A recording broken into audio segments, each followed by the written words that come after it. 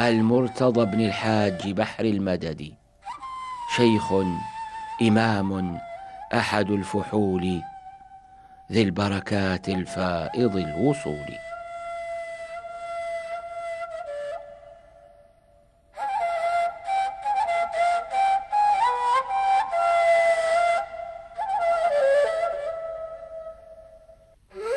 إذا كان سيدي علال الحاج البقال هو مؤسس الزاوية البقالية العظمى بالحرايق بقبيلة أخصاوة، فإن ابنه سيدي محمد الحاج البقال يمكن اعتباره هو واضع خصائص التصوف البقالي، إلى حد يمكن أن نسمي ما قام به بطريقة خاصة ونسميها بالطريقة البقالية. ولا شك أن سيدي محمد الحاج البقال الكبير هذا بن سيدي علال الحاج البقال قد استفاد من معارف والده وعلومه، لكن الذي أثر فيه كثيرا وجعله يرسم للطريقة البقالية خصوصياتها المميزة لها كطريقة هو شيخه مولاي بوشتا الخمار دفين جبل أمرقو بقبيلة فشتالة. هذا الرجل له مميزات خاصة، علما أنه خدم سيدي علال الحاج البقال بدوره، خدمه في زاويته بالحرايق مدة 3 سنوات. يقول العلامة المؤرخ الشريف سيدي محمد بن الطيب القادري المتوفى سنة 87 و100 وألف للهجرة رضي الله تعالى عنه في كتابه التقاط الدرر ومستفاد المواعظ والعبر من أخبار وأعيان 112 في عام 17 وألف توفي الولي الشهير سيدي محمد بن علي الحاج الأغصاوي من أصحاب أبي الشتاء. قتله الأمير محمد المامون السعدي بسبب أن اعتراه حال فجعل يقول انصروني، فتوهم منه الخروج عليه فقتله صبرا، ودفن بطالعة فاس، وتقدمت له وحشة معه بسبب أنه أنكر عليه تمكين حصن العرائش للنصارى وراسله بما يكره. ويقول الإمام الحافظ المحدث سيدي محمد بن جعفر الكتاني رضي الله تعالى عنه في كتابه سلوة الأنفاس ومحادثة الأكياس بمن أقبر من العلماء والصلحاء بفاس: الشيخ الكبير الولي الشهير أبو عبد الله سيدي محمد بن الشيخ أبي الحسن علي الحاج به عرف الأغصاوي البقال، من أولاد الحاج البقال المشهورين، أهل الزاوية العظمى المسماة بالحرائق، من قبيلة أغصاوة، إحدى قبائل جبال الزبيب من غمارة، وبيتهم بالمغرب بيت عظيم لا يكاد يعدله بيت في تعدد الأولياء. وقال العلامة سيدي محمد المهدي الفاسي في كتابه ممتع الأسماع في الجزول والتباع وما لهما من الأتباع: أبو عبد الله محمد بن سيدي علي الحاج الأغصاوي من أصحاب أبي الشتاء، قتيل أمير فاس في وقته، وكان صاحب حال.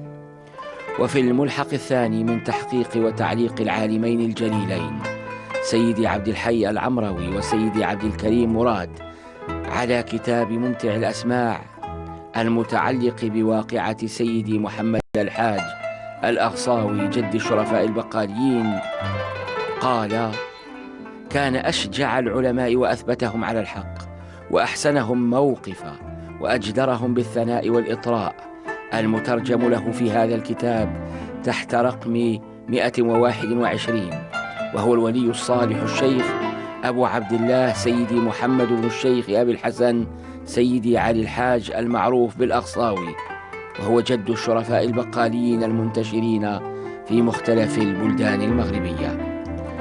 وقال الشيخ أبو عبد الله مولانا محمد سكيرج الأنصاري الفاسي رضي الله تعالى عنه وأرضاه في كتابه حول ثبوت الشرف البقالي، والذي أسماه كتاب الدرر اللآلي في ثبوت الشرف البقالي، كان سيدي محمد الحاج رضي الله عنه عارفا جليلا صلبا في الدين، لا تأخذه في الله لومة لائم، ولا يخشى صولة قاعد ولا قائم.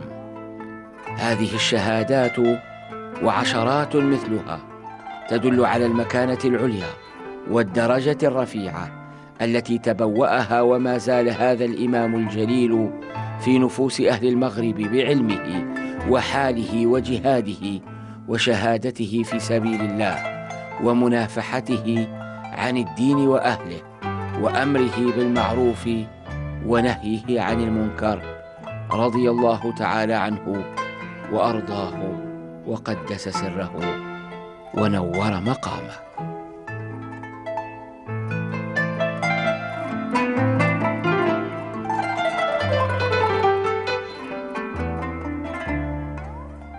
يشتهر كذلك من أبناء هذه الأسرة البقالية الشريفة عدد كبير من الرجال، فبالإضافة إلى الشيخ سيدي علال الحاج وأخيه الشيخ سيدي قاسم البقالي، يشتهر كذلك الشيخ سيدي محمد بن علال الحاج البقالي الشهيد المدفون بفاس. سيدي علال الحاج لا نشك في أن أبناءه قد أخذوا عنه العلم وورثوا منه يعني سر الولاية.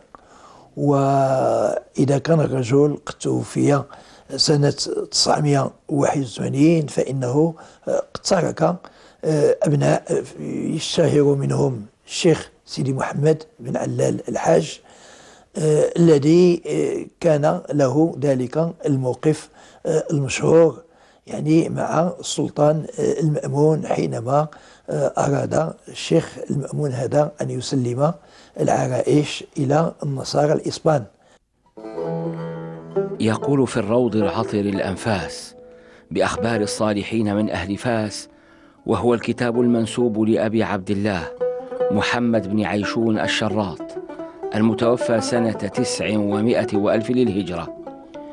يقول في ترجمة سيدي محمد بن علي الحاج الأقصاوي: الشيخ أبو عبد الله محمد بن الشيخ أبي الحسن علي الحاج به عرف الأقصاوي، دفين طابن فرقاجة من طالعة فاس، من أصحاب سيدي أبي الشتاء وذوي الأحوال منهم، وكان مرة عنده في سلسلة، وكانت تعتريه في بعض الأوقات أحوال تخرجه عن حسه، وكان يقول فيه سيدي مسعود الشراط: باشا سيدي أبي شتاء، والباشا كالوزير من الملك ونحوه.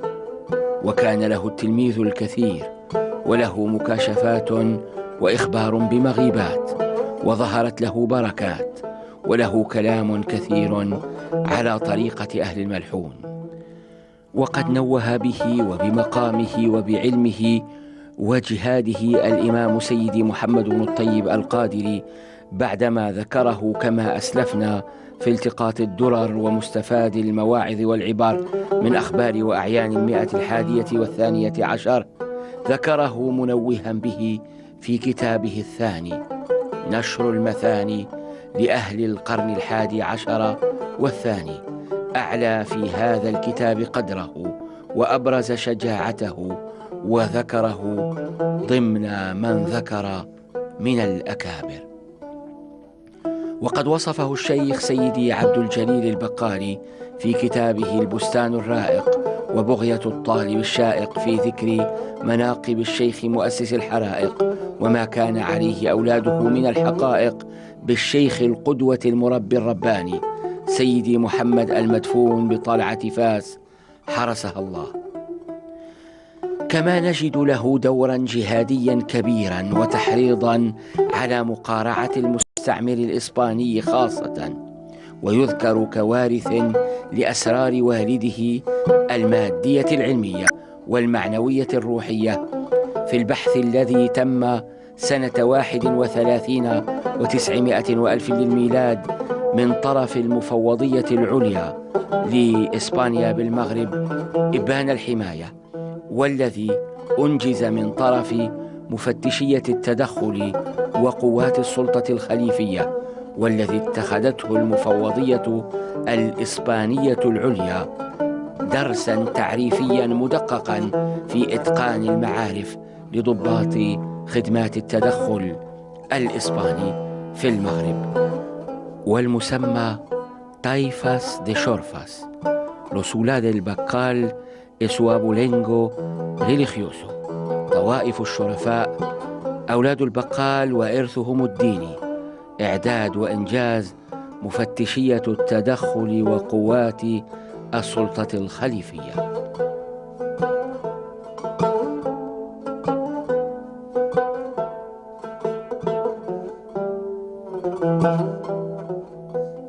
أهم إشارة يمكن أن نسجلها في هذا الصدد هي التي حدثت بعد وفاة أحمد بن منصور السعدي مع الشيخ محمد الحاج البقال ابن سيدي علال الحاج البقال.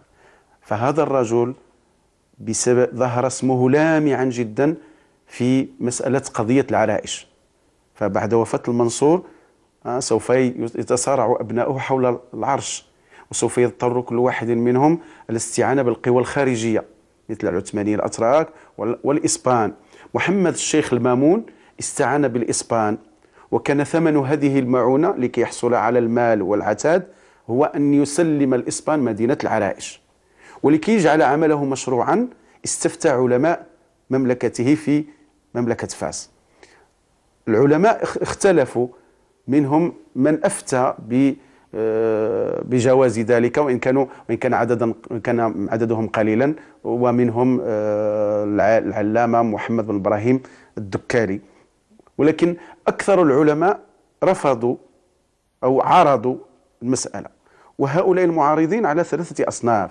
منهم من خرج هاربا بنفسه لكي لا يقدم فتوى من فاس مثل محمد العربي الفاسي وأخوه أحمد بن أبي المحاسن الفاسي. ومنهم من اختفى مثل العلامة القاضي أبو القاسم محمد بن أبي النعيم الغساني. لكن الرأي الذي كان أكثر جرأة هو الرأي الذي اتخذه سيد محمد الحاج بن علال الحاج البقال.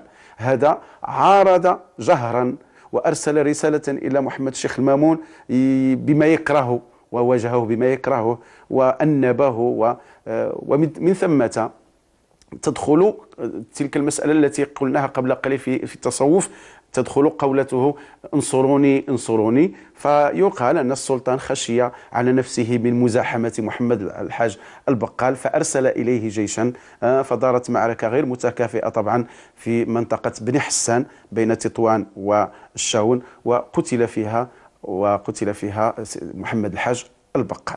ويقال أنه إنما أسر وحمل إلى مدينة فاس، حيث قتل ودفن فعلا في مدينة فاس. ولا زال إلى اليوم مكان بين تطوان والشاون، مكان يسمى غطاء سيدي محمد الحاج، يعتقد أنه هو المكان الذي جرت فيه تلك المعركة والتي قتل فيها محمد الحاج البقال. بقيت إشارة بسيطة، وهي أن زاوية سيدي علال الحاج البقال في عهد سيدي علال وفي عهد ابنه محمد الحاج كانت تعتبر مدرسة لتعليم الرماية للجهاد. لذلك يشتهر ولد البقال بكونهم، لا أعرف إن كانوا كذلك الآن، ولكنهم عبر تاريخهم كانوا من الرماة المهرة جدا. هذا مقام مولانا محمد الحاج الشهيد البقال الشريف الحسني رضي الله عنه وأرضاه.